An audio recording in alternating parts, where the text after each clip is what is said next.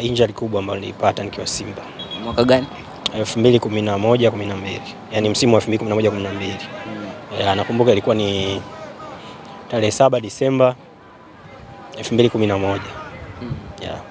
Ilikuwa siri kwa kiasi gani?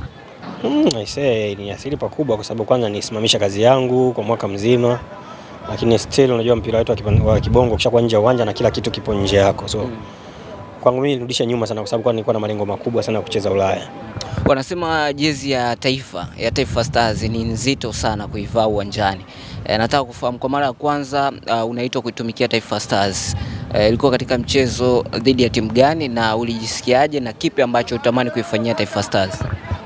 Mchezo wangu wa kwanza na timu ya taifa ilikuwa ni Tanzania na Zambia, uwanja wa Uhuru. Tulipata goli moja, assist inatoka kwangu, anafunga Michael Chuma. Kwangu mimi sikuwa na uzito wowote. Sasa kipi kinawafaidisha wachezaji wazaa pale ambapo wanaenda nje ya nchi kuweza kufanya vizuri? Kwanza wanaamini kwamba ukishaenda nje ya nchi kila kitu kiko sawa.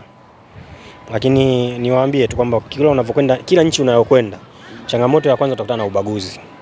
Changamoto ya pili unatakiwa kumshawishi kocha kuliko vile ulivyokuwa unamshawishi kocha wa Tanzania hapa.